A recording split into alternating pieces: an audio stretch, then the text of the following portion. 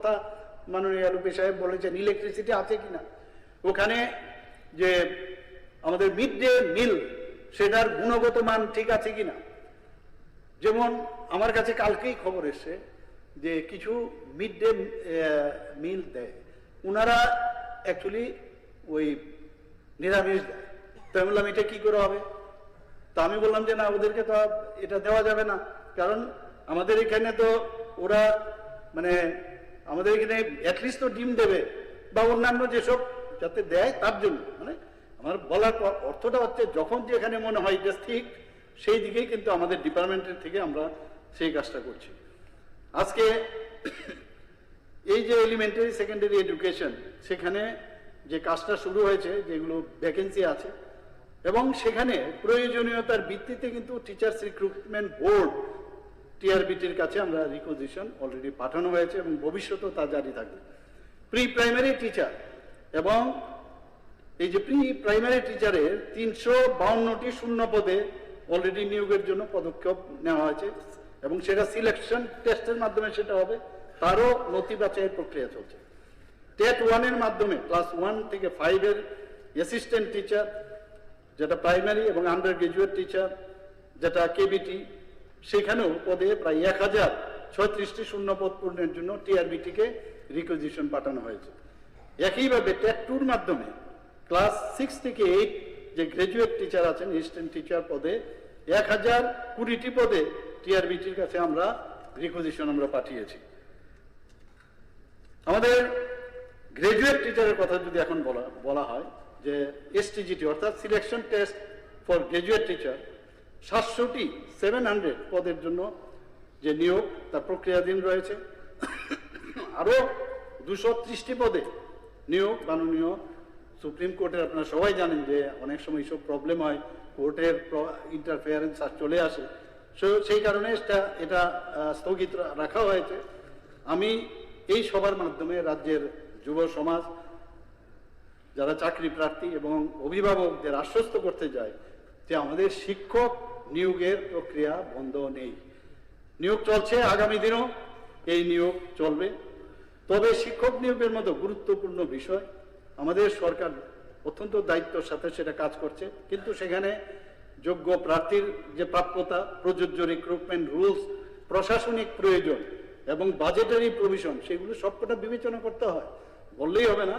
সেইগুলোর সাথে পর্যায়ক্রমে যে ভ্যাকেন্সিগুলো আছে সেগুলো পূরণ করছি আমরা, এবং আইন ও বিধি যতক্ষণ ধরে না, আদারওয়াইজ এগুলো চ্যালেঞ্জ হয় কোর্টের মধ্যে। তো আমরা সেই কাজটা আমরা করে যাচ্ছি।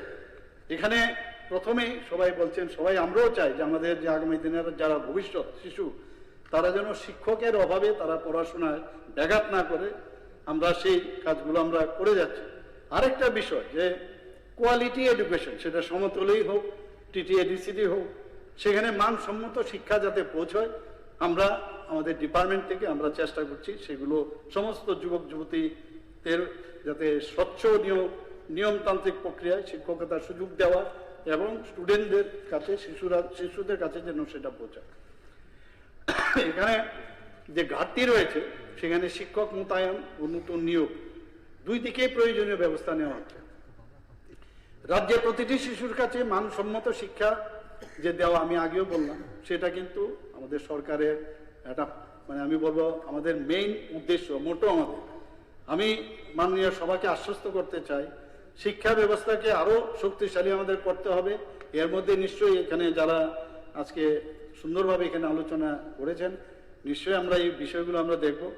আমরা চাই এই শিক্ষক যখন একটা ভালো শিক্ষক, এখন ট্যাব ছাড়া শিক্ষক এখন হয় না, সেই জায়গায় দাঁড়িয়ে আজকে একটা শিক্ষক যখন ওখানে চাকরি দেওয়া হয়, সেটা কিন্তু উনাকে আমরা চাকরি দিচ্ছি না, শ্রেণী কক্ষকেও কিন্তু আমরা শক্তিশালী করি, এবং তাতে করে আমাদের রাজ্যের এবং একটা শিশুর ভবিষ্যৎ এবং ওই ফ্যামিলি তারও কিন্তু ভবিষ্যৎ সেখানে সুদৃঢ় হয়, এবং এই বিশ্বাস নিয়ে আমরা আগামী দিন আমরা কাজ করে যাব। কয়েকটা বিষয় খুব ইম্পর্টেন্ট এখানে আমার মনে হয় ফর নলেজ সেক। আমি several Times I have told earlier also, কিন্তু আমার মনে হয় এগুলো আবার যদি আমরা বলি তাহলে আরেকটু পরিষ্কার হবে অনেকের কাছে। এখানে বিষয় পরিষ্কার করা এই কারণে প্রয়োজন যে টেট 1 এবং টেট 2 এটা ইলিজিবিলিটি টেস্ট। এগুলো কোনো নির্দিষ্ট সংখ্যক শূন্য পদের ভিত্তিতে কিন্তু এগুলো হয় না। তারা তারা মানে যদি যখন শূন্য পদ হবে তখন তাদেরকে দেখা হবে টেট ক্লিয়ার হয়েছে কিনা, টেট পাস করলে চাকরি হবে এরকম না। কিন্তু আমার কাছে যে রিপোর্ট একটা দেওয়া হয়েছে যে 2025-এর আগের বছরগুলোর কোনো টেট কোয়ালিফাইড চাকরি পায়নি এমন ক্যান্ডিডেট নেই, সবার চাকরি পেয়েছে। কাজেই আমি এই রিপোর্টগুলো আমি আপনাকে জানালাম। অন্যদিকে একটা হচ্ছে টেটের এই যখন ওরা তার যোগ্যতা অর্জন করবে এবং পরবর্তী সময়ে যখন ভ্যাকেন্সি যখন আসবে তখন কিন্তু এই টেটদের তখন সেখানে সুযোগ দেওয়া হয় যোগ্য যারা প্রার্থী। অন্যদিকে সিলেকশন টেস্ট, একটা হচ্ছে টেট 1 টেট 2, আরেকটা হচ্ছে সিলেকশন টেস্ট। সেটা কিন্তু ভ্যাকেন্সি পজিশনের উপর ডিপেন্ড করে সেটা হবে, আমার ভ্যাকেন্সি আছে কিনা সে তার উপর নির্ভর করে। এবং এটা কিন্তু এই ডিফারেন্সটা আমাদের অনেকেই আমরা অনেক সময় বুঝতে পারি না, আমি নিজেও জানতাম না, এগুলো স্টাডি করতে গিয়ে আমি দেখলাম যে সিলেকশন টেস্ট হলো ভ্যাকেন্সি বেসড এক্সামিনেশন। সরকার যখন নির্দিষ্ট সংখ্যক শূন্য পদ যখন মনে হয় যে না ক্যাবিনেটে আসলো যে পূরণ করতে হবে, আমরা দিলাম, সেই অনুযায়ী টিআরবিটিকে আমরা কিন্তু আমরা ওনার কাছে রিকোয়েজিশন পাঠাই যে সিলেকশন টেস্ট নেওয়ার জন্য। অর্থাৎ টেট এবং সিলেকশন টেস্টের মধ্যে এই যে মৌলিক ডিফারেন্সটা সেটা কিন্তু বুঝতে হবে। এবার আমি selection test for graduate teacher বা এসটিজিটি, অর্থাৎ এসটিজিটি মানে selection test for graduate teacher, এই যে অর্থাৎ নবম এবং দশম শ্রেণীর যে গ্রাজুয়েট টিচার নিয়োগের বিষয়ে আমি কয়েকটা কথা আপনার অধ্যক্ষ মহোদয় আমি বলতে চাই। আমরা সকলেই জানি, তো আগেও আমি বলেছি, প্রায় 230 জন পদের যে সংক্রান্ত বিষয় মাননীয় সুপ্রিম কোর্টে রয়েছে।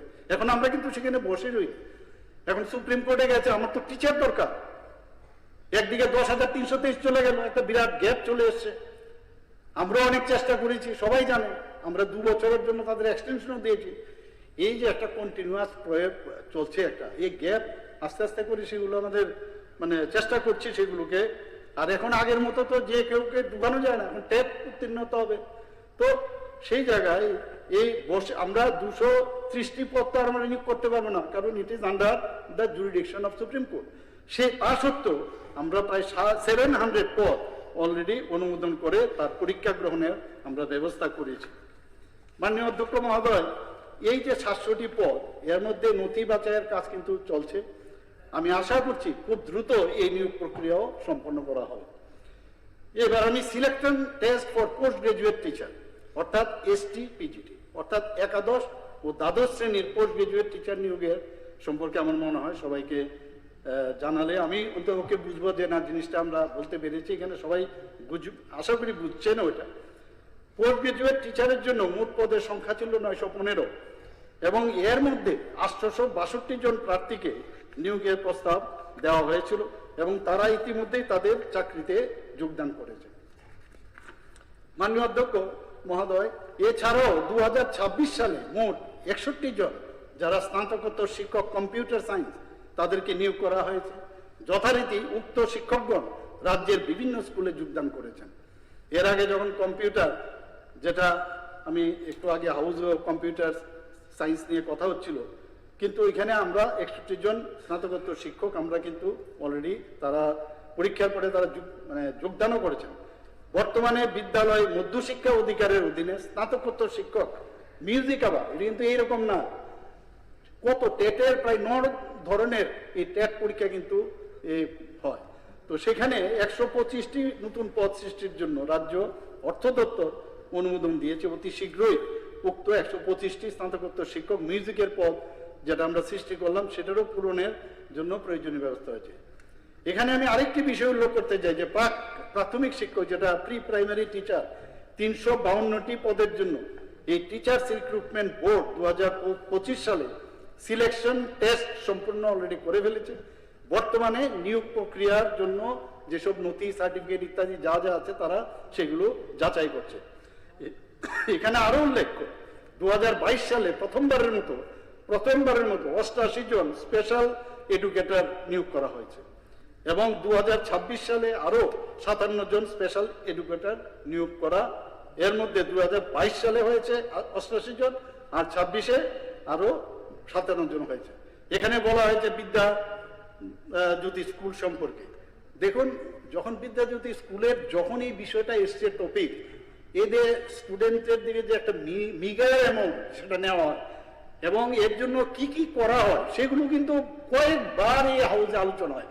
হঠাৎ করে আবার বললে আমি একটা যদি দেখা যায় যেটা আমি আগে বলেছি এখন একটা অন্য জিনিস বলছি, সেটা ঠিক হবে না। এগুলো নিয়ে যখন একবার যে বিষয় একবার আলোচনা হয় এবং that time also all of us were satisfied, কারণ এখানে অনেক এই টাকাটা কিভাবে ইউজ হয় হঠাৎ করে বললে কিন্তু মনে হবে যে এটা নতুন কিছু, এরকম না। এই বিষয়ে কিন্তু আমার মনে আছে, সেটা আমি বলেছিলাম। এছাড়াও 2026 সালে 105 জন ফিজিক্যাল এডুকেশন টিচার নিয়োগ করা হয়েছে। আমাদের প্রয়োজনীয় যে সংখ্যক শিক্ষক, এটা তো করছেই আমাদের শিক্ষা দপ্তর এবং ট্রান্সপারেন্সির মাধ্যমে সেটা করা হচ্ছে। সেই অনুযায়ী teachers recruitment board of Tripura TRBT 2025 সালে 117 জন স্কুল গ্রন্থাগারিক অর্থাৎ স্কুল লাইব্রেরিয়ান সেই পদের জন্য selection test for school librarian গ্রহণ করা হয়েছে। দপ্তর সেই অনুযায়ীও কিন্তু কাজ করছে। একটা এখানে আমার মনে হয় এটা আপনাদের এই তথ্যটা সবার কাছে দেওয়া খুব আমার মনে হয় প্রয়োজন, যে ইউডিআইস আমাদের এখানে সবাই বলছে আমাদের এখানে টিচার নেই টিচার নেই টিচার নেই। তো যদি আমরা দেখি যে সোর্স হচ্ছে ইউডিআইস প্লাস অর্থাৎ unified district information system for education. Primary সেকশনে as per the right to education act RTE act 2009 the pupil teacher ratio for primary school classes 1 to 5 must be 30 students per teacher. Requirement কত আমাদের ত্রিপুরাতে? 10,508, কিন্তু available কত আছে? 12,238। তাহলে আমরা বেশি আছি। আমাদের আপার প্রাইমারিতে under the right of children to free and compulsory education, সেখানে act 2009 the pupil teacher ratio for upper primary school class 6 to 8 is 35:1। সেখানে 7,000 রিকোয়ারমেন্ট কত? 7,390, কিন্তু আমাদের এখানে কত আছে? 7,266, অর্থাৎ এর প্রায় কাছাকাছি, এরকম না একটা বিরাট ডিফারেন্স। আমাদের সেকেন্ডারির কথা যদি বলি, সেকেন্ডারিতে classes 9 and above is directly governed by the standard norms of the RTE Act। সেখানে দেখা যাচ্ছে যেহেতু এটা এই governed by the standard norms of the RTE Act, Ministry of Education stipulated PTR at the secondary level তাদের যে আমাদের কাছে তথ্য দিয়েছে, সেখানে এই যে রেশিওটা হবে 30:1, অর্থাৎ 30 স্টুডেন্টস পার 1 টিচার। সেখানে আমাদের রিকোয়ারমেন্ট কত? 2,527। কত আছে? 5,845। তো আমাদের এখানে আমরা যে বারবার বলছি এখানে টিচার নেই টিচার নেই, তো এখন অব্দি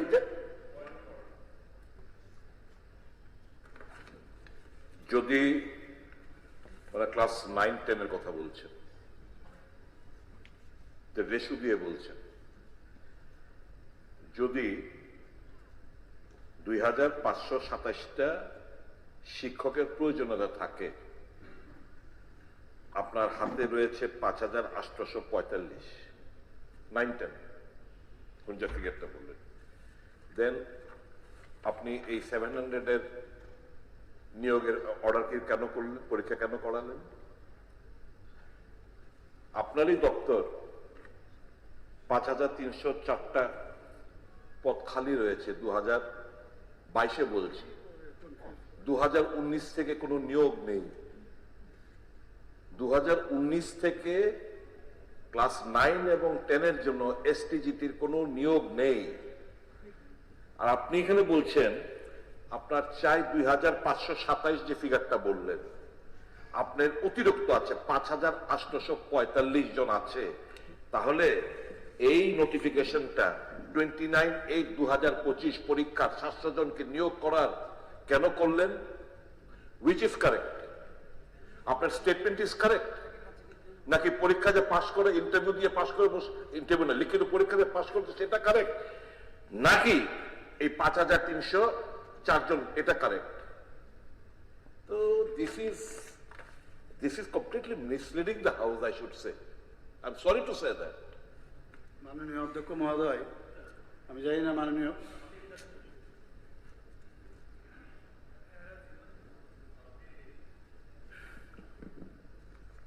মুখ্যমন্ত্রী মহোদয়, তিনি সেন্ট্রাল গভর্নমেন্টের কিছু ক্রাইটেরিয়া এটাকে উল্লেখ করে, অর্থাৎ তার সাথে ম্যাচ করে এই রাজ্যে কেন আমরা কোয়ালিফাইড এরকম টিচার থাকা সত্ত্বেও, অ্যাভেলেবেল ক্যান্ডিডেট থাকা সত্ত্বেও এবং দপ্তরের তরফ থেকে এরকম ভ্যাকান্সিটা ডিক্লেয়ার করার পরও এটা করা যাচ্ছে না, এটার পক্ষে যুক্তি দেওয়ার চেষ্টা করছেন।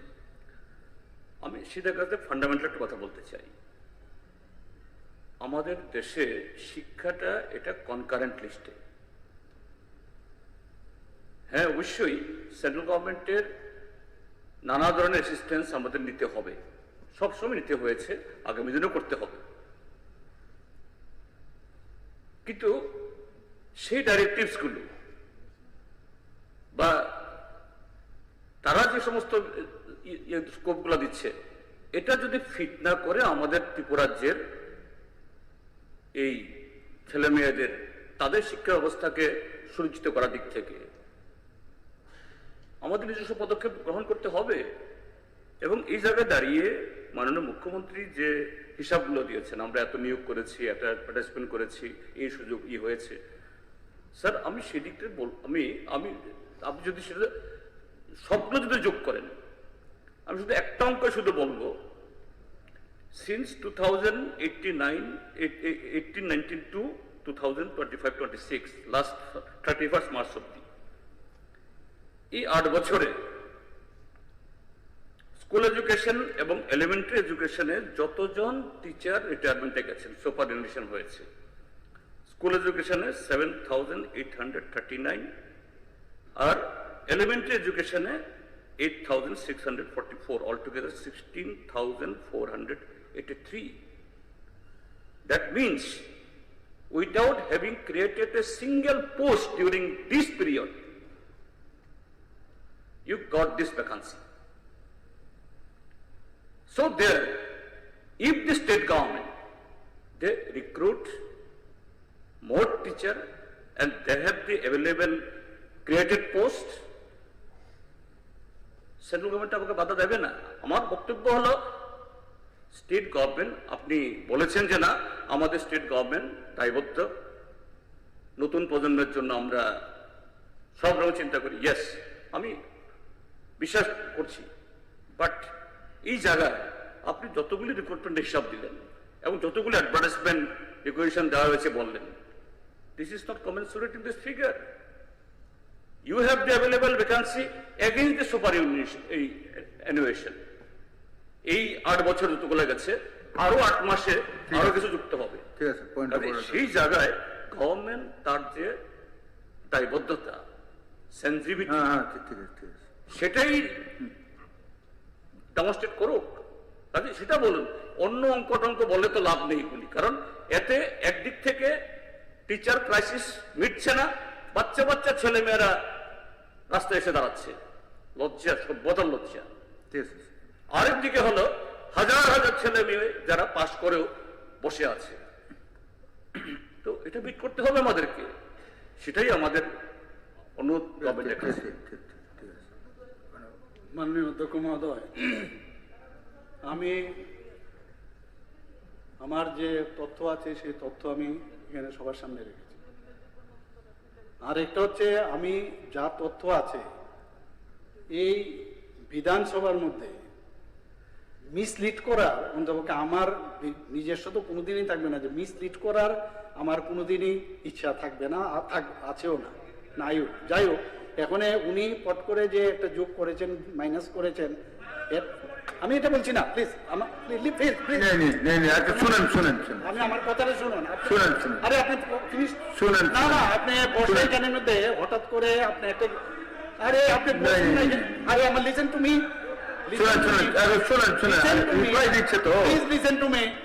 হঠাৎ করে আমিও যদি একটা অঙ্ক করে ফেলি এখানে, আরে আমি আপনাকে তো আমি আসল জিনিসটা আমি বলেছি, আপনি এটাকে আমাকে বলেন যে মিসলিড করছি, মিসলিড আমি করিনি, কিন্তু আপনি যেটা করেছেন এটা তো আমি হঠাৎ করে আমি বুঝতে পারবো না এটা বললে। আপনি যে হঠাৎ, আমি এটা বলছি না, এই যে করলেন এটা আমার পক্ষে কি সম্ভব হবে? যত বড় ব্রেইনই হোক, হঠাৎ করে আমি যদি একটা কিছু করি না না, কিন্তু আমি এখন যত কথা বল, আমার কথা শুনতে হবে। না না, আমার কথা না, একটা শুনেন শুনেন এইভাবে হয় না তো, আমার কথা শুনতে শুনেন, হবে। শুনেন।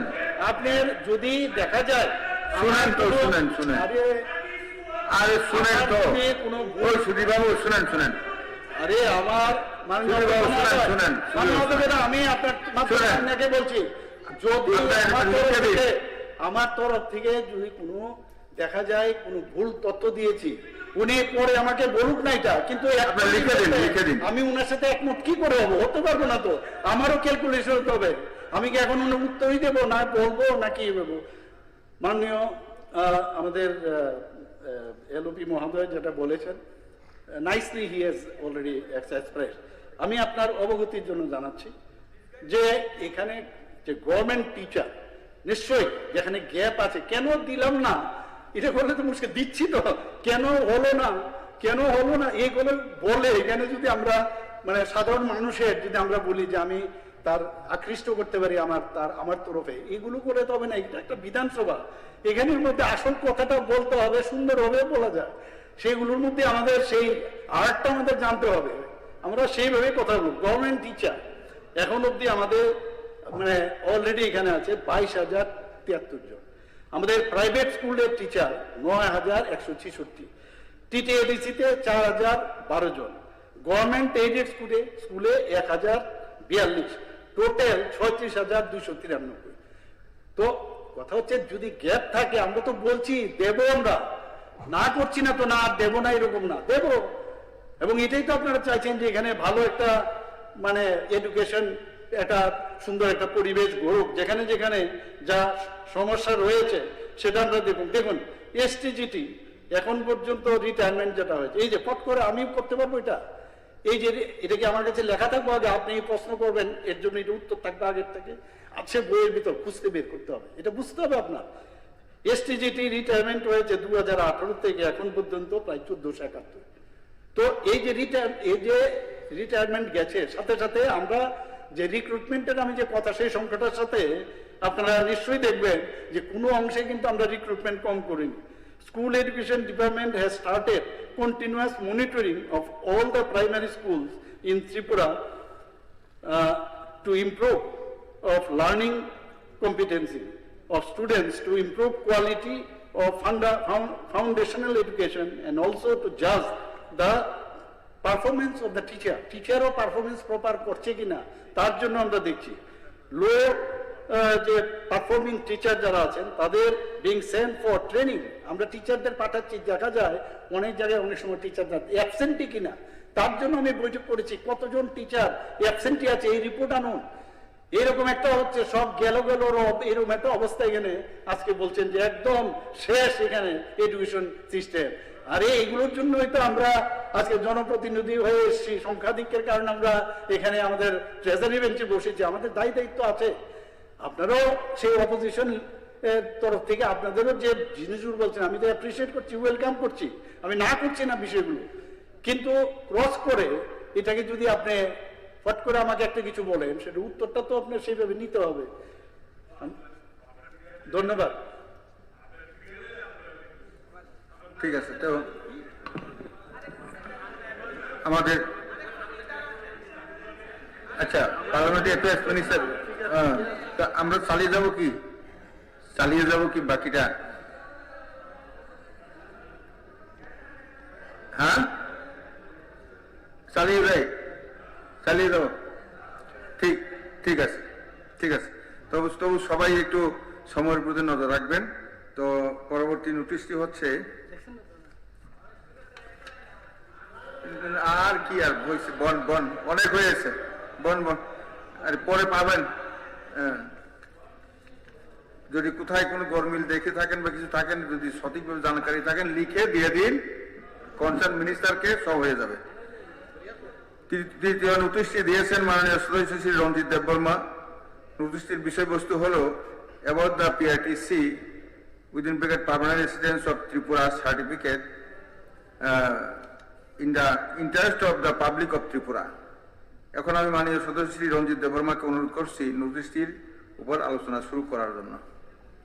মাননীয় স্পিকার স্যার, আপনি জানেন permanent resident of the Tripura certificate, সংক্ষেপে পিআরটিসি, একটা গুরুত্বপূর্ণ দলিল। এই দলিল এমন একটি দলিল যে দলিল ত্রিপুরায় বসবাসকারী ভারতের নাগরিক কিনা তা যাচাই করে একটি গুরুত্বপূর্ণ বা ইম্পর্টেন্স একটা ডকুমেন্টস হিসাবে বিবেচিত হয়। কিন্তু দুঃখের বিষয় হলো গত 12ই আগস্ট 2026 মাননীয় তথ্য সংস্কৃতি দপ্তরের মন্ত্রী মহোদয় সুশান্ত চৌধুরী মহোদয় একটা প্রেস কনফারেন্স করে বলেছেন, প্রেস কনফারেন্সে যা বলেছে আমি তা একটু পরে শোনাচ্ছি। পর্যটন মন্ত্রী আরও বলেন, এখন থেকে রাজ্যের সরকারি চাকরির ক্ষেত্রে পিআরটিসি আর বাধ্যতামূলক নয়। এর পরিবর্তে নিয়োগ প্রক্রিয়ায় অংশগ্রহণের জন্য প্রত্যাশীদের অবশ্যই রাজ্যের যে কোনো বিদ্যালয়ে প্রথম থেকে দ্বাদশ শ্রেণী পর্যন্ত যে কোনো সময়ে 5 বছরে এক নাগারে পড়াশোনা করার প্রমাণপত্র থাকতে হবে। রাজ্যের সরকারি চাকরির ক্ষেত্রে পিআরটিসি বাধ্যতামূলক থাকার বিষয়টি নিয়ে দিল্লি নিবাসী জৈনিক ব্যক্তি ত্রিপুরার উচ্চ আদালতে আবেদন করার পর পিআরটিসির বিষয়ে আদালতের পুনর্বিবেচনার নির্দেশ অনুযায়ী এই সিদ্ধান্ত আজকের মন্ত্রিসভায় গৃহীত হয় বলে জানান পর্যটন মন্ত্রী সুরেন্দ্র চৌধুরী। এটা প্রেস রিলিজ ত্রিপুরা তথ্য সংস্কৃতি দপ্তর থেকে। আমার কথা হচ্ছে, দিল্লির যে নিবাসী অরুণ কুমার পানোয়া, উনি উচ্চ আদালতের ত্রিপুরা হাইকোর্টে একটা কেস দাখিল করেছিলেন। কেস নাম্বার হচ্ছে 144/2025। কেসটা 2025-এ দাখিল হয়েছে এবং কেস ডিসপোজ হয়েছে 25/5/2025।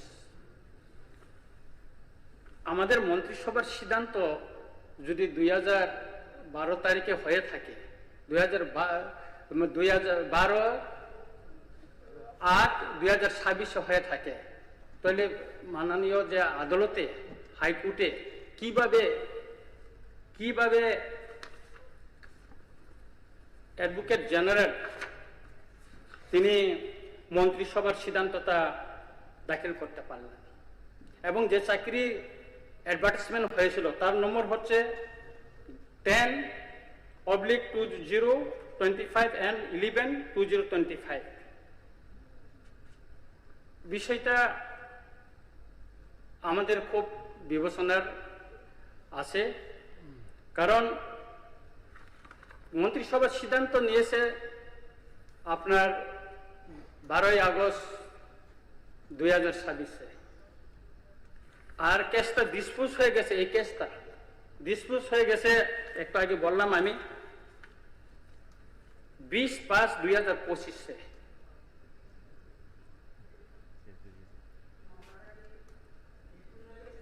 ডিসপোজ হয়ে গেছে।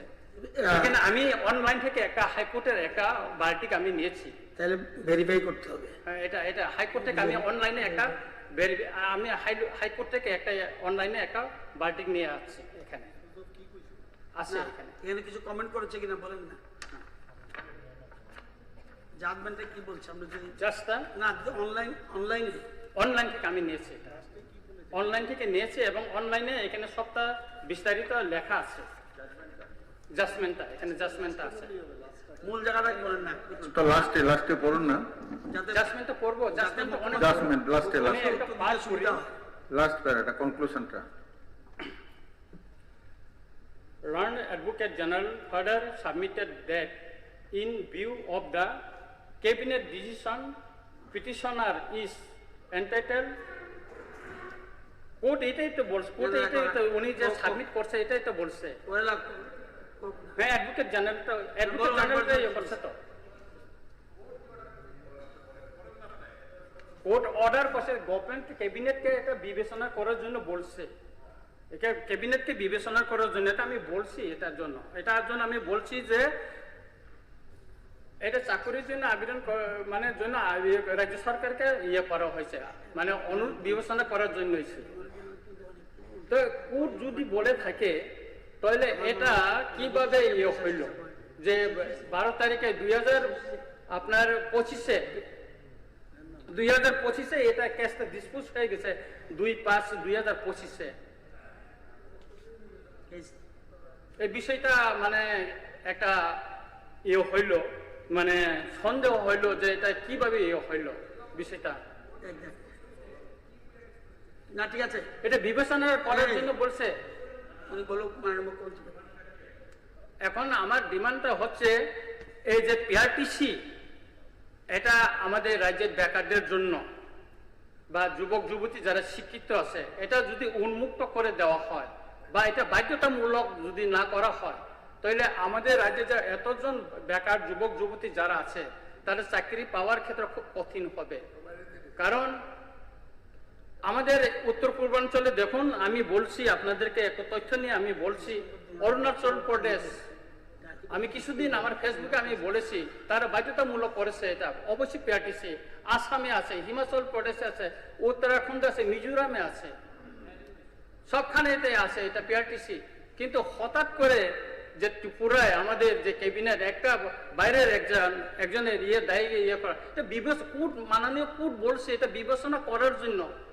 ক্যাবিনেট এটা বিবেচনা না করেও তো বলতে পারতো না এটা আমাদের রাজ্যের বেকার যুবক যুবতীদের সাথে এটা আমরা বিবেচনা করতে পারবো না, এরকম একটা ডিসিশনও হইতে পারতো। কিন্তু এটা তো হয়নি। এটা আমাদের এখানকার ত্রিপুরার যে বেকার যুবক যুবতীদের ক্ষেত্রে এটা খুবই মানে দুর্ভাগ্যজনক একটা সিদ্ধান্ত বলে আমি মনে করি, এবং আমি অনুরোধ করব বিষয়টা বিবেচনা করার জন্য। যদি আমার এই যে অনলাইনের এই যে তথ্যটা যদি ভুল থাকে এটা যাচাই করা হোক। আমি অনলাইন থেকে এটা সংগ্রহ করেছি, এবং পিআরটিসি পাওয়ার ক্ষেত্রে যে আগে যে পিআরটিসি পাওয়ার ক্ষেত্রে যে এলিজিবিলিটি যে আছে, একজন পিআরটিসি পেতে গেলে আমাদের কি তাকে ত্রিপুরাতে জন্ম হয়েছে কিনা 8টা বিষয় আমাদেরকে এখানে ফিল আপ করতে হবে।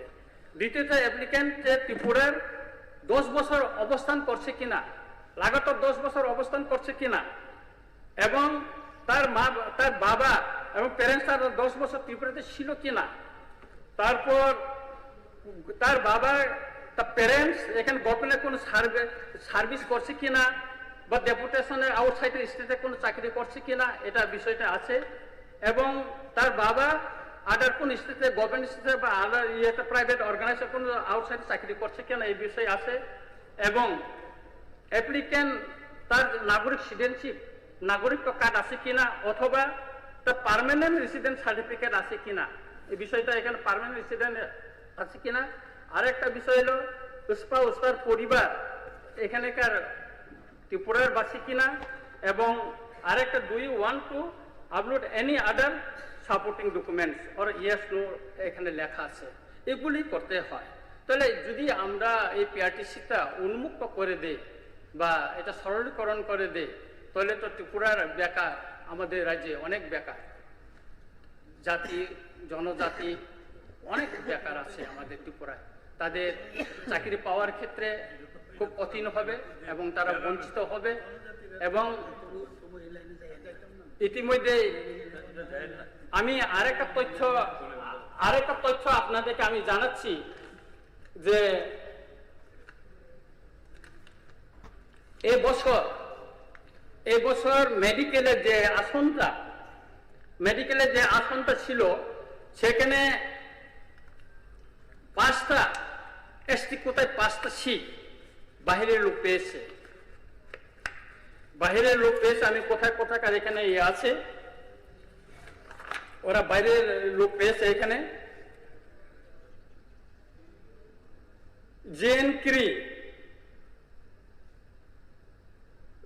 জেনকিরি বলে এসটি কোটাটা বাইরে তার আছে, উনি পেয়েছেন। আর একজন জুলিয়ান চাকমা, উনি মিজোরাম থেকে, এবং মিজোরামে সে সিলেক্টেড হয়েছে, তার নম্বরটা ওইখানে আছে। জুলিয়ান চাকমা, এটা মিজোরামের একটা আছে, এই যে উনি যে সিলেকশনে তার নম্বর সব কিছু এখানে আছে। আর আরো আছে কৃপা জ্যোতি ঠেঙ্গা, উনি পেয়েছেন। ওইভাবে 4 জন লোক মেডিকেলে এসটি কোটায় বাইরের লোক পেয়েছে। তো এইভাবে যদি আমাদের এসটিতে, আমরা তো এমনি সংখ্যালঘু হয়ে গেছি, তো আমাদের যে কোটাগুলি যদি এইভাবে চলে যায়, অন্যরা যদি ছিনে নিয়ে যায়, তাহলে আমাদের ছেলেরা কি পাবে? তাই আমি অনুরোধ করবো বিষয়টা বিবেচনা করার জন্য।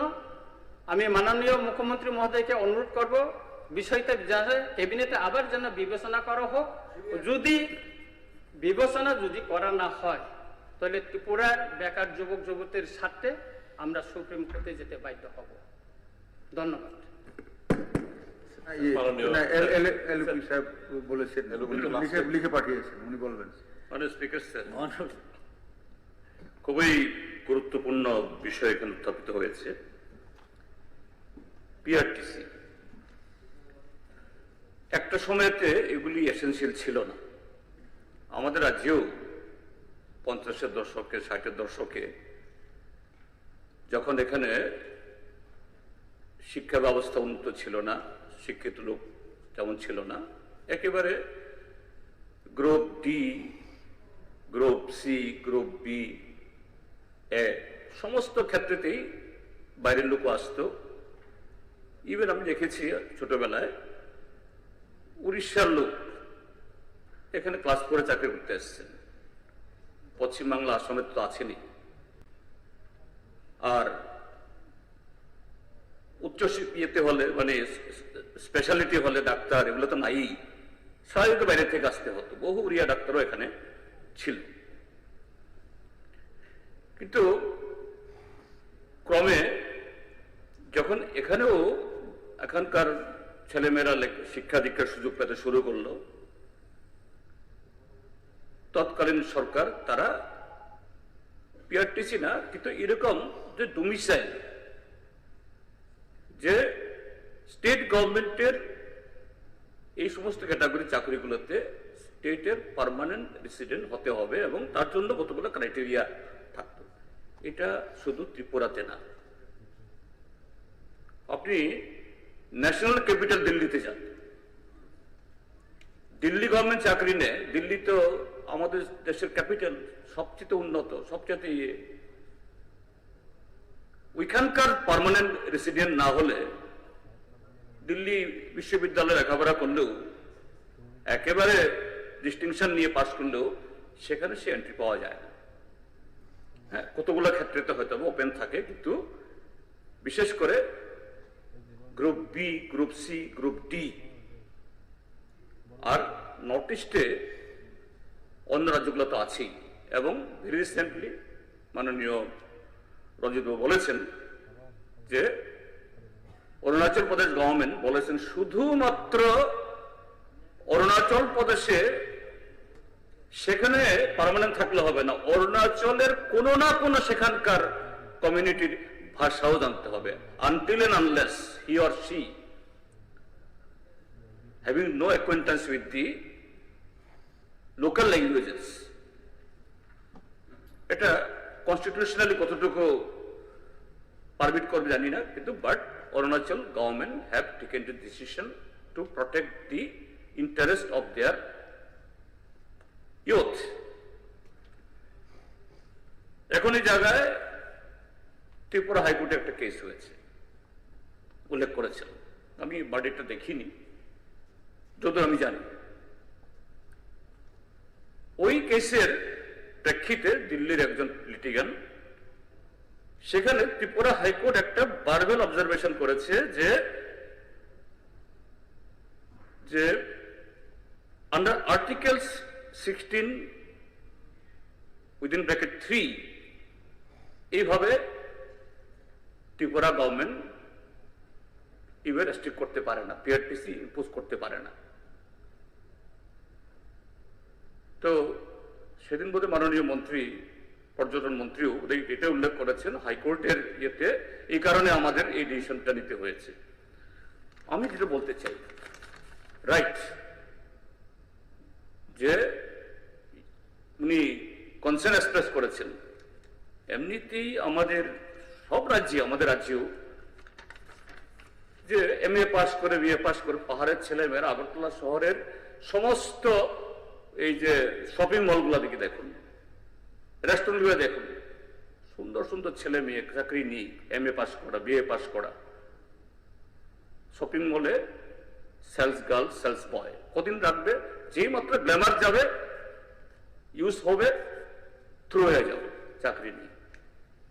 PRTC উঠে গেলে সবাই পাবে না, এই গ্যারান্টি তো নেই, কিন্তু তারপরও আমি সেই জায়গায় বলবো, হ্যাঁ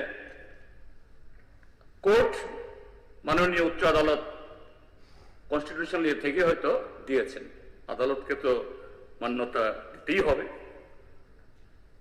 তো এই জায়গায় তাহলে what is the saving clause, কিভাবে রিকনসিডার করা? এই ক্ষেত্রেতে একমাত্র এখতিয়ার হলো কোনো একটা স্টেটে এরকম PRTC বা যে কোনো ভাবে যে আমরা করেছি স্টেটের জন্য, parliament only can enact the act. তাহলে স্টেট গভর্নমেন্টের তরফ থেকে সেন্ট্রাল গভর্নমেন্টকে রিকোয়েস্ট করতে হবে for the sake of the youth of the state, parliament যে এই PRTC এখন যেভাবে অর্থাৎ যেটা ছিল, যেটা হাইকোর্ট যেটা অবজেক্ট করেছে, এটা যাতে ওয়াশ করে, উইথড্র করে, পার্লামেন্ট এটা যেন করে, স্টেট গভর্নমেন্ট সেই উদ্যোগ নিক। টিল পার্লামেন্টে পাঠালেই তো বা সেন্ট্রাল গভর্নমেন্টকে পাঠালেই তো সঙ্গে সঙ্গে তো পার্লামেন্ট বসবে না, অ্যামেন্ডমেন্ট আসবে না। সেখানে একটা ক্লজ আছে under the article 73 of the constitution, ওই যে অর্ডিন্যান্স জারি করার মতো, central government they can take the executive issue the executive order যে না ত্রিপুরা রাজ্যের জন্য এই PRTC that will be essential requirement. আমি অনুরোধ করব, খুবই ভ্যালিড প্রপোজাল, যে এইভাবে ব্ল্যাঙ্কেট এই যে 5 বছর মানে 1 থেকে 5 পড়লে হবে, আমাদের স্কুলগুলার এগুলোকে ডিজিটাইজ নাকি? এগুলো ম্যানিপুলেট হওয়া একেবারে ইজি। কোন একটা স্কুল থেকে ক্লাস 5 পর্যন্ত পড়েছে 1980 ইংরাজি বলে একটা সার্টিফিকেট নিয়ে নেবে এবং ভুরি ভুরি এরকম ভাবে ওই যেভাবে এসছে মিজোরামের ছেলে, মিজো চাকমা, ত্রিপুরায় মিজো চাকমা অবশ্যই তার অবশ্যই পাবে, কিন্তু ত্রিপুরায় না থেকে সেখানকারও ফল ভোগ করলাম, এখানেও ফল ভোগ করলাম, এরকম ম্যানিপুলেশনের রাস্তা তৈরি করে দিয়ে, দিস ইজ নট জাস্টিফাইড।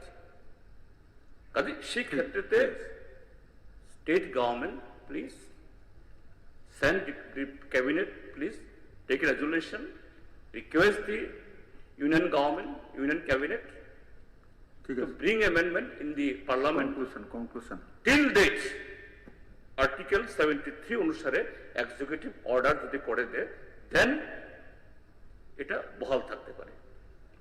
আমি এই রিকোয়েস্ট রাখবো আপনার মাধ্যমে, ঠিক আছে, গভর্নমেন্ট দেব। এটা বিবেচনা করুক। সময়ের প্রতি একটু নজর রাখবেন। খুব সংক্ষিপ্ত। মাননীয় অধ্যক্ষ মহোদয়, নো ডাউট এই হাউস সবাই চাই বহিরাগত লোক এসে আমাদের রাজ্যে বিভিন্ন পোস্টে চাকরি করুক, এটা আমরা এখানে ইরেসপেক্টিভ অফ পলিটিক্যাল পার্টি আমরা কেউ এটা চাই না। কিন্তু সংবিধান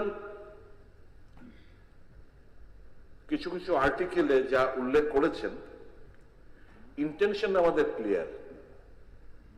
তো হাইকোর্ট রিপিটিশন করার প্রেক্ষিতে হাইকোর্ট ওই ভার্বাল কিছু শোনার পর তড়িঘড়ি করে অ্যাডভোকেট জেনারেল আর মাধ্যমে ওই ছেলেটাকে আবার সুযোগ করে দিয়েছে এবং এই পিটিশনে ডিসপোজ অফ করে দিয়েছে। there is no order against this PRTC. However, আমরা আর্টিকেল বিভিন্ন ক্ষেত্রে ভাষা, তারপরে এই সমস্ত ক্ষেত্রে যেমন সরাসরি বাসস্থানের কথা, কিন্তু বাসস্থান আর জন্মস্থান কিন্তু এক না। আমরা তাহলে এখানে duelling, he or she should have a dwelling heart. He or she should know the language of Bengali, how to read, write, and talk. He or she should be adapted or উপভাষা। এই বিভিন্ন clause দিয়ে একটা কেসে Pradeep Jain versus Bharat সরকার in the year 1984 মামলায় স্পষ্ট পর্যবেক্ষণ দিয়েছিল সুপ্রিম কোর্ট যে স্থানীয় ভাষা, আঞ্চলিক সংস্কৃতি এবং সামাজিক বাস্তবতার সঙ্গে প্রার্থীর পরিচয় নিয়োগের বিশেষ মানদণ্ড হিসেবে যুক্ত করা সংবিধান সম্মত। আমরা তো পার্মানেন্ট রেসিডেন্ট শব্দটা যদি কনস্টিটিউশনের একটা জায়গায় হিট করে, কিন্তু আমাদের ইন্টেনশন হচ্ছে to resist outsiders building our, to grab our states, ছেলে মেয়েদের ভবিষ্যতে কেড়ে নেবে, এটা আমরা হতে দেব না। If that our intention is, আর গ্রুপ সি গ্রুপ ডি এর বেলা তো একদম ভেরি ইজি। কাজেই এই যে কেস, আমি এখানে ল সেক্রেটারি আছেন, আমি ওনাকে বলবো যে এই প্রদীপ জৈন ভার্সেস ভারত সরকার 1984 যে সুপ্রিম কোর্টের যে অর্ডার, সে অর্ডারটা এক্সপোজ করার জন্য, আর যে অর্ডারটা এর মধ্যে বের করেছে যে 1 থেকে 12 বছর, মানে 1 থেকে 12 ক্লাসের মধ্যে যে কোনো 5টা বছর যদি এরকম, তো ভুরি ভুরি যারা এখানে আসে বিভিন্ন অফিসার হিসাবে হোক, বিভিন্ন এজি লোক হোক, অফিসার হিসেবে ওএনজিসি হোক, গেইল হোক, বিভিন্ন জন আসে, তো 5 বছর तो स्वाभाविक केंद्रीय विद्यालय अगरतला केंद्रीय विद्यालय ओएनजीसी या हिंदी स्कूल या कहीं पे भी स्टडी कर सकता है। तो now this people will avail all এই পোস্টগুলো, এগুলো তো না। এই যে অর্ডারটা করেছেন, আমি জানি না এটা whether law secretary is aware of it or not, কে করেছে, কোন vested interest officers have drafted this or not, that I don't know, but this order itself is, you have opened the door for other state fellows to come and seek job over here. আর আমরা কোথাও গিয়ে আমাদের ছেলেমেয়েরা job দেবে? Sir, উচ্চ শিক্ষিত একজন মানে প্রফেসর আসাম গভর্নমেন্টে চাকরি করতে পারেনি। আসাম গভর্নমেন্ট, আমাদের রাজ্যের হাই মেধাবী ছেলে আসাম গভর্নমেন্টে চাকরি করতে পারেনি, but later he was absorbed in Tripura Central University because of his মেধা। তো এই হচ্ছে বিভিন্ন স্টেটে তাদেরকে কিন্তু আটকে দিচ্ছে, কিন্তু আমরা কিন্তু আমি বললাম না, যদি এই হাইকোর্ট ত্রিপুরার আইডিয়াটা বুঝতে পেরে অ্যাডভোকেট যেমন হয়তো বা ওই ছেলেটাকে পারমিট করেছে যে ঠিক আছে তুমি কন্টেস্ট করো, পরীক্ষা দাও, ডিসপোজ অফ হয়নি, মানে অর্ডার দেয়নি, এটা ডিসপোজ করে দিয়েছে, তাহলে there is no judgment, there is no order. Order is able to dispose of, যেহেতু ওকে দিয়ে দিয়েছে। এবং বলেছে we might on মেরিটের উপর পরবর্তী সময় এটা আমরা বিচারও করতে পারব। হ্যাভিং সেড সো, তাদের মুখটা এবং আর্টিকেল 16 এর একটু হিট করে, আমরা সেই জায়গায় আমরা আর্টিকেল 371 কে এই যে উদ্যোগের প্রকাশটা করলো, তাদের আইডেন্টিটি, তাদের রাইট, তাদের সমস্ত কিছু আমরা বারংবার বলে আসছি।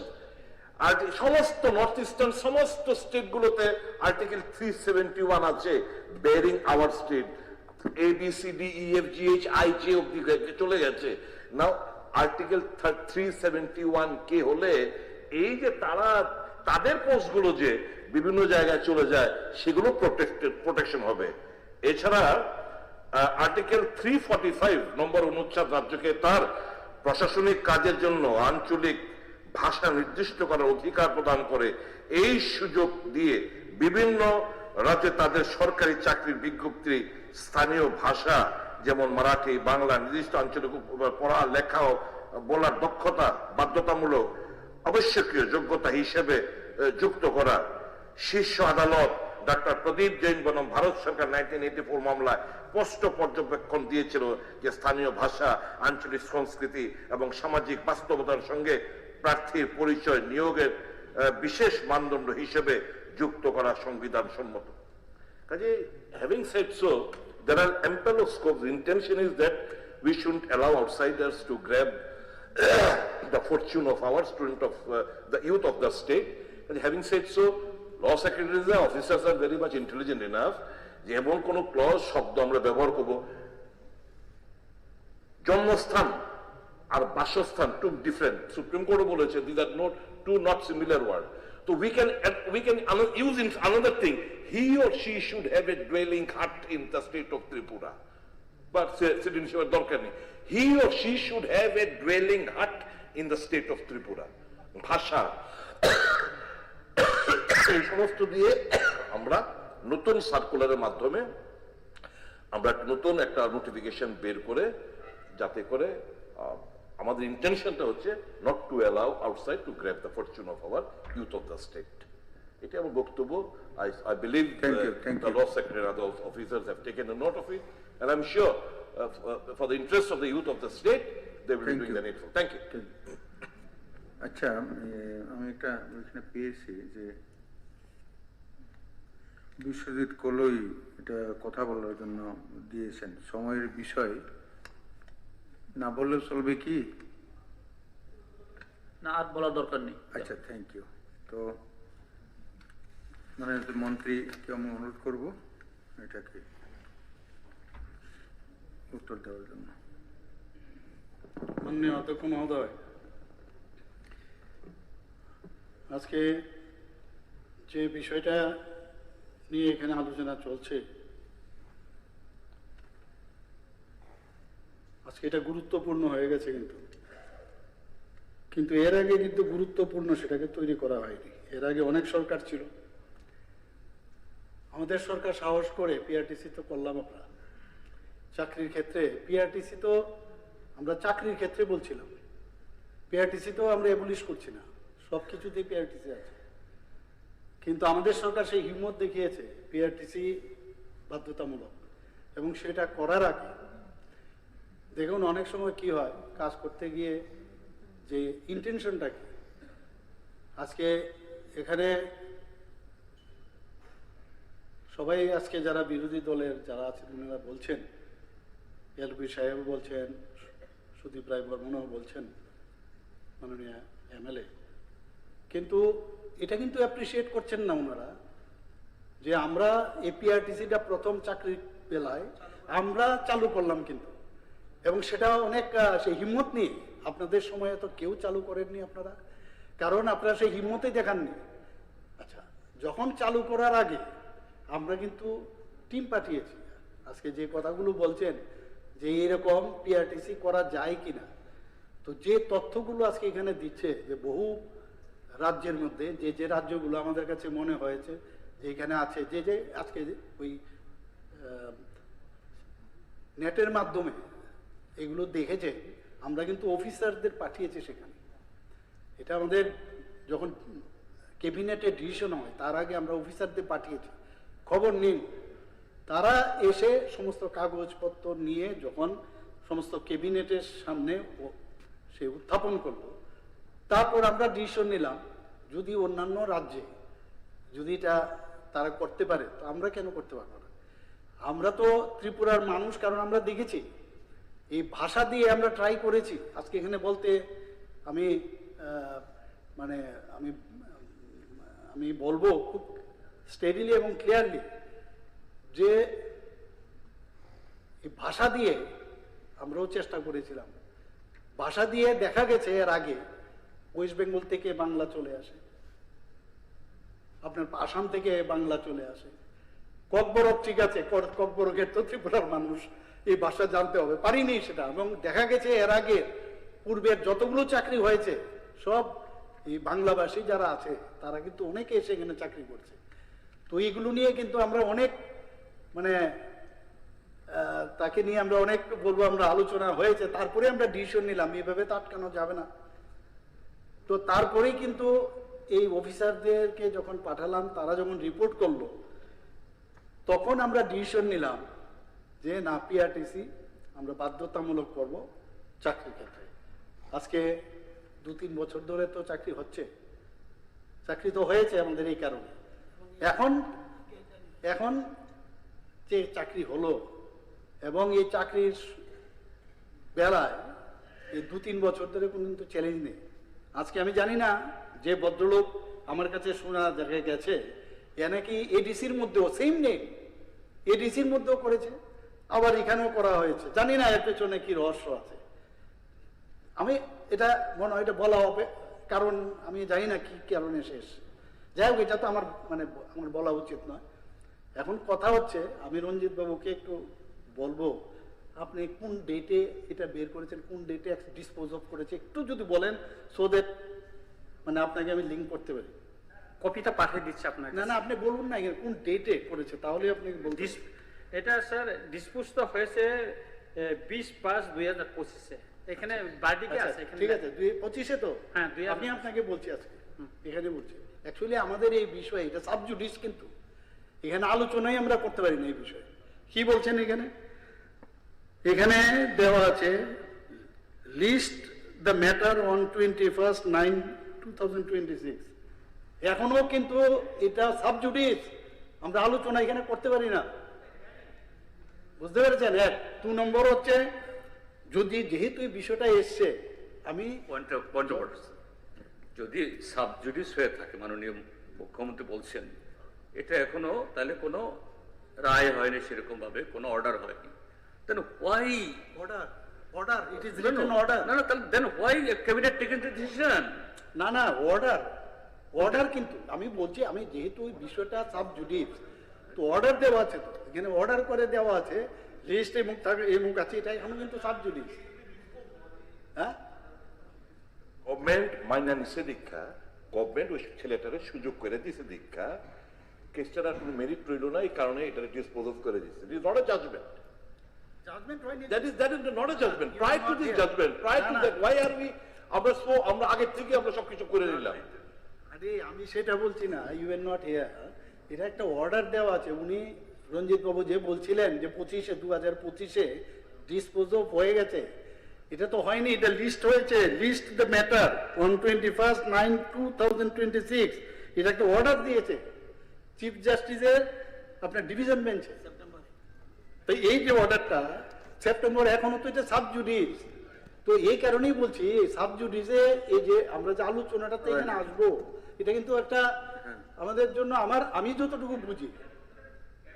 তাহলে ডিসিশনটা নিল সাবজুডিস, এখনো হাইকোর্ট এমন কোন রায় দেয়নি যে না পিআরটিসি রাখা যায় না।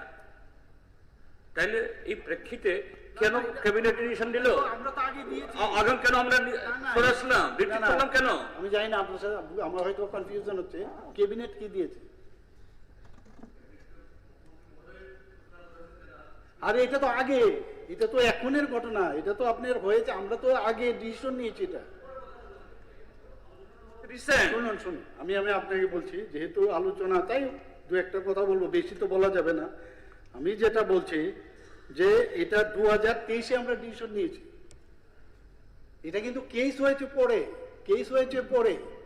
কাজে এটা তো আমরা এর উপরে রায় করে তো আমরা কোনো ডিসিশন নেইনি, আমরা তো ডিসিশন আগে যে পিআরটিসি মাস্ট। কিন্তু পিআরটিসি চাকরির বেলায়, কিন্তু পিআরটিসি আমরা অ্যাবলিশ করছি না।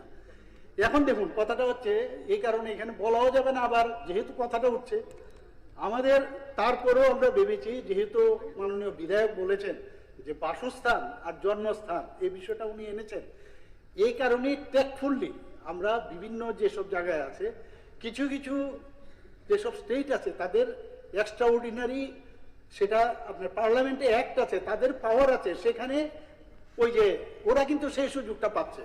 আমাদের ত্রিপুরাতে সেই সুযোগটা নেই। আপনি ঠিকই বলেছেন, এর জন্য আমাদের পার্লামেন্টে অ্যাক্ট করতে হবে, ত্রিপুরাকে কেন আমরা ইনক্লুড করবে না, দ্যাট ইজ অ্যানাদার ইস্যু। কিন্তু বিষয়টা হচ্ছে আমাদের তরফ থেকে এরকম মনে হচ্ছে পিআরটিসিটা বাতিল করে দিয়েছে। আমরা বাতিল করিনি, এই কারণেই পিআরটিসির পরিবর্তে আমরা এরকম স্কুলিং, আমি বলছি আপনাকে কয়েকটা উদাহরণ দিচ্ছি যে কত জায়গার মধ্যে স্কুলিং এর ভাবে এইভাবেই করেছে ওরা। ফর এক্সাম্পল, আপনার এখানে কিছু স্টেট আছে, সেই স্টেটের মধ্যে এরা কি করেছে যে এরকম স্কুলিং এর বিষয়টা এনেছে। স্কুলিং এর বিষয়টা আনাতে ওই তাতে করে ওইটাকে হিট করছে না, 16 যেটা আছে আর্টিকেল 16 সেটাকে হিট করছে না। ওনারাও কিন্তু এরকম করছে, তেলেঙ্গানা এখানে এরকম করছে, কয়েকটা জায়গা আমার কাছে আছে এখানে। তো সেইভাবেই কিন্তু আজকে আমরা এই বিষয়টাই এখানে আলোচনা, যে এমন মনে হচ্ছে এই সরকার আমরা এটাকে বাদ দিচ্ছি। আজকে বিদ্যালয়ের বিষয়ে হোক বা বিভিন্ন শিক্ষাগত সুযোগই হোক, আমরা সংরক্ষণই হোক, বিভিন্ন সরকারি প্রকল্পই হোক বা পিআরটিসির প্রাসঙ্গিকতা কিন্তু এটা থাকবেই। কিন্তু চাকরির বেলায় যেটা বলা হয়েছে যে কোনো অবস্থায় বাসস্থান যাতে এখানে হতে এটা হিট করে। তো সেই কারণেই আমরা যেটা ভাবলাম, আমরা যে এই যে আমাদের ত্রিপুরার লোকরা যাতে চাকরি পায় তার জন্য কিন্তু আমরা চিন্তা করছি, অ্যাটলিস্ট যখনই অ্যাডভার্টাইজমেন্টটা হবে এমন লোক পট করে বলবে না যে আমি 5 বছর তো আমি ছিলাম। সাধারণ মানুষ কিন্তু ওই জায়গাটা আমি কিছুটা তো আমরা এখানে আটকাতে পারবো, যন্ত্রকে আমাদের ত্রিপুরার লোক চাকরিটা পাক। এখন কথা হচ্ছে সেটা নিয়ে আমরা দেখছি কিভাবে আর আইনগতভাবে সেটাকে আমরা শক্তভুক্ত করতে পারি। কিন্তু পিআরটিসি চাকরির বেলায় আমরা কিন্তু সেটাকে বাকি মানে পিআরটিসি থাকবে, চাকরির বেলায় সেটা এই যে হিট করছে এবং তার রেজাল্ট যখন বেরোবে তখনই আমরা বলতে পারবো। এর বেশি যেহেতু এটা সাব জুডিস, এর বেশি আমার পক্ষে বলা মুশকিল। মূল intention সর্বসম্মত, apply all us, let us all apply your mind, take the advice of good judicial officers, আরো কোথাও যদি থাকে কি ইনসার্ট করলে we can bar others from taking part in this process, সেটাই হচ্ছে আমরা সরকারের আছে, সেটাই আমরা দাবি রাখলাম এবং এটা আমরা কাম্য করি। Thank you.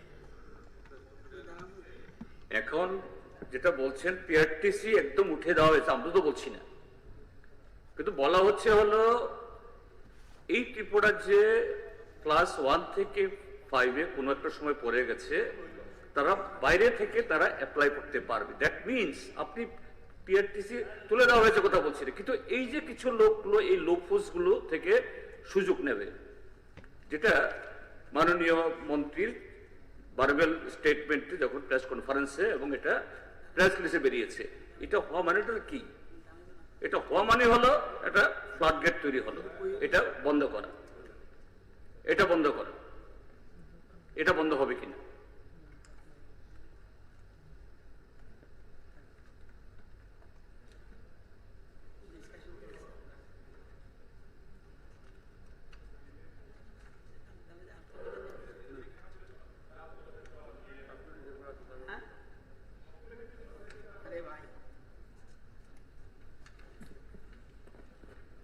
এটা শর্ট ডিউরেশন, এটা রেফারেন্স কলিং এর মতো তর্কাতর্কি নয়। আচ্ছা বলো প্লিজ। আরে ভাই তাহলে তো কথা দাঁড়ান, আপনি তাহলে আপনার সিদ্ধান্ত নেন। কিছু ভালো কথা বলেছেন, প্রথম হলো যে স্যার মাননীয় অধ্যক্ষ বললেন মাননীয় মুখ্যমন্ত্রী পরে বলা উচিত না। না তবু এটা তো ডিসকাশন শেষ কি মুখ্যমন্ত্রী না, তো আমি বলছি কথাটা, মাঝখানে আপনি ওটা বলুন। এখানে এই যে কথাটা মাননীয় মুখ্যমন্ত্রী বলছে 2002 থেকে সবগুলি জিএপিএনটির গাইডলাইন রুলস আমার কাছে আছে। কোন 2002, 2007, 2015, 2016, 23 জুলাই 2016 রিভাইজড, কোনটার মধ্যে কিন্তু পিআরটিসি নেই, কোনটা বাধ্যতামূলক করেনি আগের সরকার, কোনটার মধ্যে নেই। প্লিজ সব আছে, নিয়ে নেই পরে, আমার কোনো অসুবিধা নেই। হ্যাঁ, পিআরটিসি এই আইডিয়াটা হয়েছে পরে, কিন্তু কোনদিন? কালকের থেকে? প্রত্যেকটা কালকের থেকে হয়েছে? অতীতে আরে ভাই, please must be domicile or আচ্ছা, ঠিক পার্মানেন্ট আছে। Resident of Tripura. আমি তার রঞ্জিত বাবু, কাজে এটা না থাকলে হয় না, কাজে ওই পিআরটিসি আপনারা লেখা না থাকতে পারে। অন্যরা কথা বলতে আপনারা দেবেন না, আপনাদের কথা আপনি- শুনতে হয়। এইভাবে যদি- না, একটু রাখেন একটু প্লিজ। ঠিক আছে বলুন। এই যে এতগুলি রিক্রুটমেন্ট রুলস 2002 থেকে 16 পর্যন্ত আমাকে সবগুলি আছে, কোথাও কোনোদিন জীবনে পিআরটিসি বাধ্যতামূলক করেনি।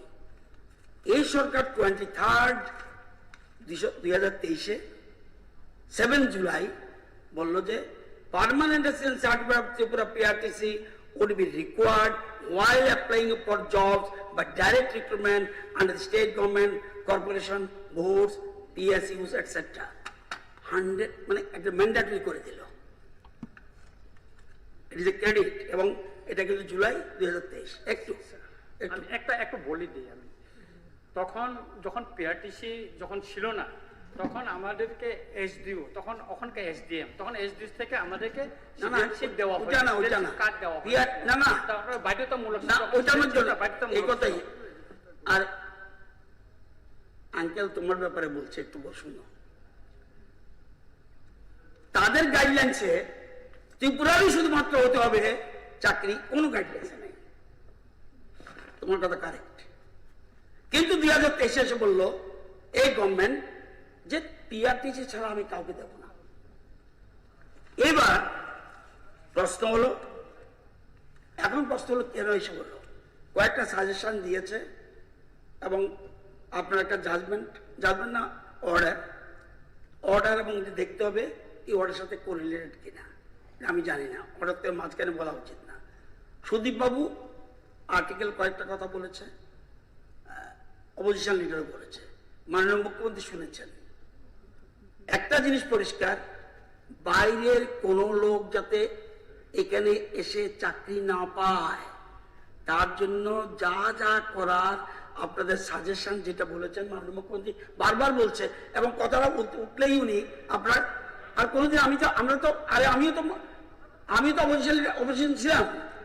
মাননীয় মুখ্যমন্ত্রী যখন বলে আমরা কোনোদিন দাঁড়িয়েছি, আমি শুনি আরে এই হাউসে ভাই 35 বছর ধরে আছে। যেরকম ভাবে আপনার মুখ্যমন্ত্রী আমাকে দামি দেন না, ছেড়ে দিন। আর উত্তর তো চাপে মিনিস্টারের উত্তর দেবে, আপনার কথা শুনতে আসেনি কেউ। আপনারা ইন্টারেস্ট অফ দি পাবলিক আপনারা বলছেন, এবার পাবলিক দেখবে আচ্ছা মন্ত্রী কি বলে, মন্ত্রীর কথা লাস্টটা যাবে, আপনার কথা শুনলেন কি হবে? তাই যাদের যদি সত্যিকারই পাবলিক ইন্টারেস্ট হয়, তাহলে আপনাদের কথা শুনেছে। আপনার আর্টিকেল 16(3) কথা বলেছেন, আপনার অর্ডিন্যান্সের কথা আছে একটা প্রভিশনে, আপনার 173 বলেছেন, সব শুনেছে। আমরাও ক্যাবিনেটে এসব আলোচনা শুনেছি। যদিও আমরা দেখতে হবে আদৌ আমাদের প্রপারলি ব্রিফ করেছে কিনা।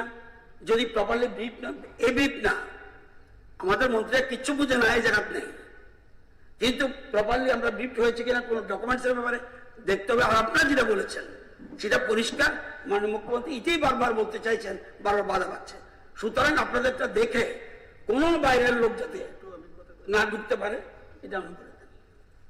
অনেক কথা হয়েছে মাননীয় না, অধ্যক্ষ মিনিস্টার মহোদয়। সাহেব বলুন। আমি একটা কথা বলবো, একটা ক্লিয়ার, আপনি মেডিকেলের কথাটা যে বলছেন, মেডিকেলে এটা কিন্তু এখন নিট পরীক্ষা। নিট পরীক্ষার মাধ্যমে এসটি, এসসি, ওবিসি বা জেনারেল এগুলো কিন্তু তারা নির্ধারণ করে, এখানে কিন্তু আপনি কিছু করতে পারবেন না। আপনি যেটা বলছেন যে মুখে বাইরের থেকে এসে মেডিকেল সিট নিয়ে নিয়েছে, এখানে কথা হচ্ছে কিন্তু আপনার মেইন যে টপিকসটা সেটা হচ্ছে চাকরির বিষয়, ঠিক না? 1 2 নম্বর হচ্ছে পার্মানেন্ট রেসিডেন্ট যেখানে দরকার। আমি আবার বারবার বলছি, আমরা বোঝানোর চেষ্টা করছি এই হাউসের মাধ্যমে সমস্ত মানুষের কাছে এটাই বলবো যে আপনারা এটা বরং অ্যাপ্রিসিয়েট করুন যে আমরা চাইছি যে ত্রিপুরার মানুষ, কারণ আমাদের পক্ষে বাইরে গিয়ে চাকরি পাওয়া ভেরি মুশকিল। আমাদের এখানে চাকরি একমাত্র বলা যায় যে সোর্স, সেখানে আমরা এর কারণেই বলছি, কারণ আমরা ব্যাক লকে গিয়ে দেখেছি বাইরের থেকে ওই ভাষা ইত্যাদি দিয়েও, সেখানে আমি জুডিশিয়ালের কথা বাদই দিই, সব দেখা গেছে আছে। তখন আমরা ঠিক করলাম যে আমরা এইভাবে যদি চলি, আগামী দিন তো আমাদের এখানে আমাদের লোক থাকবে না, তখনই আমরা। এবং সেখানে দেখুন তেলেঙ্গানাতে কি বলেছে, কোনো এটা Telangana state level police recruitment board 15ই আগস্ট 2025 কি বলছে, কোনো প্রার্থী যদি স্থানীয় প্রার্থী হিসাবে সংরক্ষণের সুবিধা দাবি করেন সংরক্ষণ, তাহলে তাকে প্রথম শ্রেণী থেকে সপ্তম শ্রেণী পর্যন্ত কোথাও পড়াশোনা করছেন তার প্রমাণ হিসাবে স্টাডি সার্টিফিকেট জমা দিতে হবে। এটার থেকে ওই হিট যাতে না করে 16 আর্টিকেল 16 কে, এর জন্যই আমরা কিন্তু ওই লাইনে গেছি। আমরা আবার যদি দেখা যায় হিট হচ্ছে আবার হবে, আমরা আবার অ্যামেন্ডমেন্ট করবো, আমরা কিন্তু সেগুলো করতে পারি আমরা। আরেকটা বিষয় আমি যেটা বলছি, সেখানে দেখুন আমরা অন্ধ্রপ্রদেশে সেখানেও কি বলছে যে কোনো পদে সরাসরি নিয়োগের ক্ষেত্রে ন্যূনতম শিক্ষাগত যোগ্যতা নির্ধারিত থাকলে একজন প্রার্থী সংশ্লিষ্ট লোকাল এরিয়ার স্থানীয় প্রার্থী হিসাবে বিবেচিত হতে পারেন। এর জন্য দেখা যায় সংশ্লিষ্ট কোয়ালিফাইং এক্সামিনেশনে প্রথমবার অংশগ্রহণের শিক্ষাবর্ষ পর্যন্ত আগের টানা 4টি শিক্ষাবর্ষে তিনি ওই লোকাল এরিয়ার কোন শিক্ষা প্রতিষ্ঠানে পড়াশোনা করে। এক এক জায়গায় এক এক রকম। আমরা এগুলো নিয়ে আমরা ক্লাবিং করে আমরা হলাম আমরা মতো করি, তো আমাদের ইচ্ছাটা সৎ ইচ্ছাটা আমাদের বুঝাতে হবে। তো আমার মুদ্রা কথা হচ্ছে যে এখানে একটা ভালো হয়েছে আলোচনা হওয়ার সুবাদে আমরা আগামী, কিন্তু আমাদের উদ্দেশ্যটা এখানে জানানো খুব প্রয়োজন। এরকম যেন না হয় যে আমরাই করলাম এখন উইথড্র করে কেন না, আরে আমরা কি এমনিতে উইথড্র করলাম, যেহেতু একটা এখানে চ্যালেঞ্জ হয়েছে বিষয়টা এবং আমরা প্রোটেকশনের বিষয় আছে। আপনারা এখানে এত খোলাখুলি বলা যাবে না, যেহেতু সাবজুডিস আছে ফিউচার এবং পাস্ট, তো আন্ডারস্ট্যান্ড। তো এই কারণেই আমি এই কথাটা আনলাম। ধন্যবাদ স্যার। আমি মেডিকেলের ব্যাপারে যে সিটটার ব্যাপারে একটু বলি, মাননীয় স্পিকার স্যার। আরে এটা তো বলা হয়ে গেছে তো। না, আমি একটু বলছি এটা ব্যাপারটা এটার সঙ্গে যুক্ত না, তবে আমি রেফারেন্সটা তাই না, এটা আমি বলেছিলাম। এখন কথা হচ্ছে বাইরে যদি নিট পরীক্ষার মাধ্যমে হোক, যদি এইভাবে সবাই যদি নিয়ে যায়, তো ত্রিপুরার যে এসটি যারা জনজাতি অংশের লোকরা তারা কি হবে?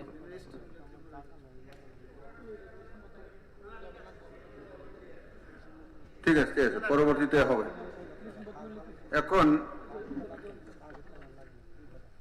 এখন সব ডিউরেশনের রুজুগুলি সমাপ্ত হলো। তো বর্তমানে ত্রিপুরা বিধানসভা কার্যপ্রণালী পরিচালনা ও নিয়মাবলী বিধির 361 নম্বর অনুচ্ছেদ অনুসারে মাননীয় মুখ্যমন্ত্রী এই হাউজে রাজ্যের আরক্ষা দপ্তরের পুলিশ মহানির্দেশকের অপ্রত্যাশিত মৃত্যুর পরিপ্রেক্ষিতে একটি বিবৃতি দেবেন বলে এক চিঠিমূলে আমাকে অবহিত করা হয়েছে। সবার নেতা তথা মাননীয় মুখ্যমন্ত্রীকে এই বিষয়ে বিবৃতি প্রদানের জন্য আমি সম্মতি জ্ঞাপন করেছি। এখন আমি মাননীয় মুখ্যমন্ত্রীকে উক্ত বিষয়ে বিবৃতি প্রদানের জন্য অনুরোধ করছি। মাননীয় অধ্যক্ষ মহোদয়, ত্রিপুরা পুলিশ মহানির্দেশক অনুরাগের অস্বাভাবিক মৃত্যু প্রসঙ্গে এখানে আমার বক্তব্য আমি এই হাউজের সামনে রাখছি। মাননীয় অধ্যক্ষ মহোদয়, আমি এই সবার মাধ্যমে Tripura DGP director general of police অনুরাগের অস্বাভাবিক মৃত্যুর অত্যন্ত দুঃখজনক ঘটনা সম্পর্কে কিছু কথা তুলে ধরতে চাই। গত 20 জুলাই 2026 আগরতলা পুলিশ হেডকোয়ার্টার্স থেকে তার অস্বাভাবিক মৃত্যুর খবর আমরা পাই। ওই দিন সকাল প্রায় 11:30 তাকে তার অফিস চেম্বারে ওয়াশরুমের ভিতরে ঝুলন্ত অবস্থায় উদ্ধার করা হয়। এখানে প্রকাশ থাকে যে গত 20 জুলাই 2026 ইংরেজি ডিজিপি অনুরাগ প্রায় 10:12 অফিসে পৌঁছান। সেলামি নিয়ে উনি ওনার অফিস চেম্বারে গিয়ে আর্দালিকে বলেন যে উনাকে বেলা 11টা পর্যন্ত যেন কেউ বিরক্ত না করে। আর্দালিকে না জানিয়ে কক্ষের ভিতরে ওয়াশরুমের সংলগ্ন ছোট চেঞ্জিং রুমের দরজা উনি ভিতর থেকে লক করে দেন। বেলা 11টা পর্যন্ত কয়েকজন অফিসার সদর দরজা পর্যন্ত ফিরে যান। বেলা 11টার ঠিক পরে ডিআইজিপি হেডকোয়ার্টার শ্রী প্রণব মজুমদার ডিজিপির চেম্বারে ঢুকে দেখেন যে ডিজিপি চেয়ারে নেই। উনি ডাকাডাকি করে কোনো সাড়া শব্দ না পেয়ে আর্দালি এবং পার্সোনাল সেকশনে জানান। চেঞ্জিং রুমের দরজা ভিতর থেকে লক থাকায় বিপদের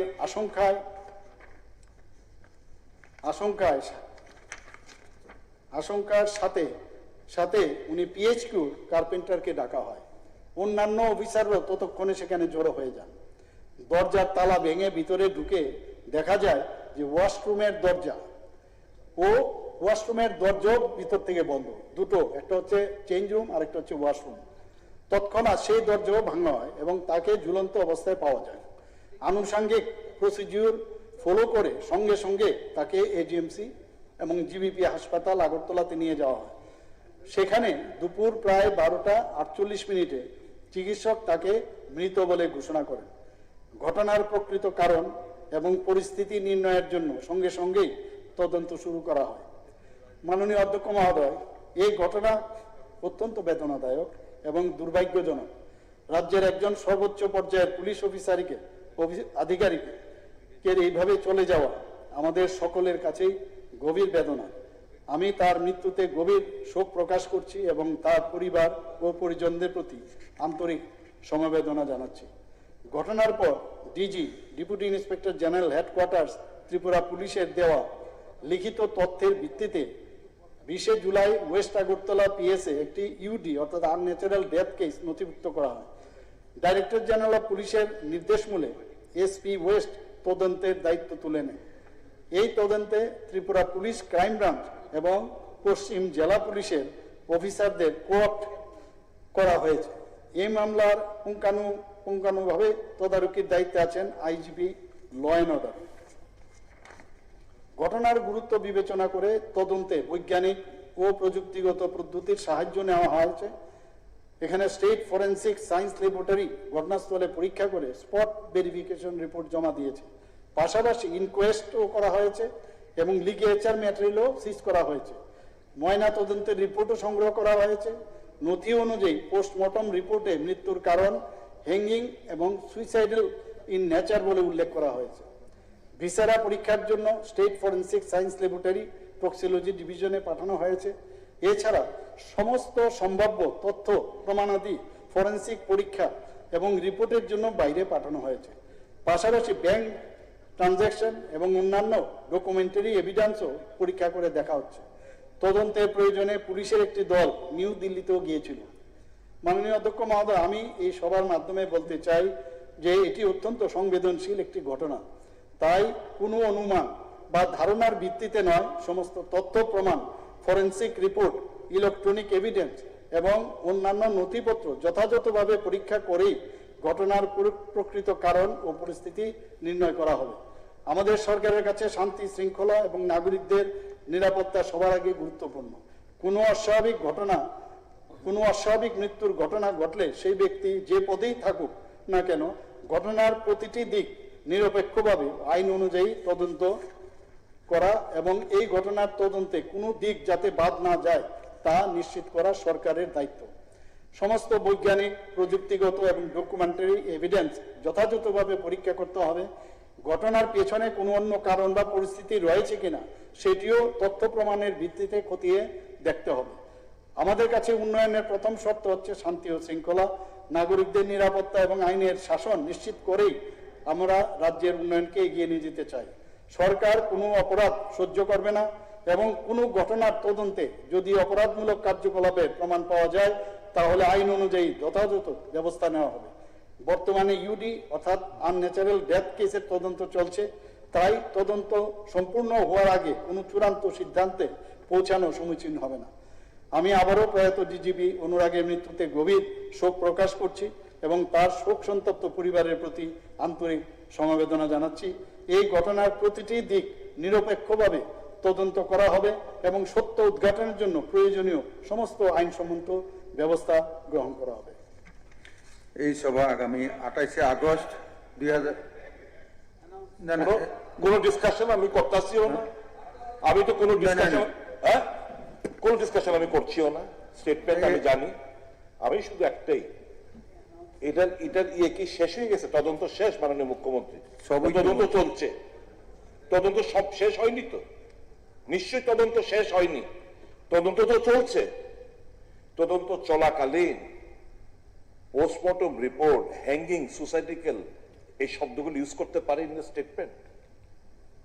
I want to know from you, the Chief Minister, whether during course of investigation, এই সভা আগামী 28 আগস্ট postmortem, 2026 তারিখ বেলা 11টা ঘটিকা পর্যন্ত মুলতবি রইল।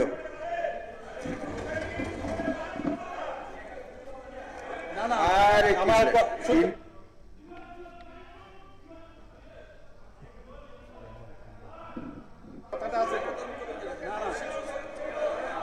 361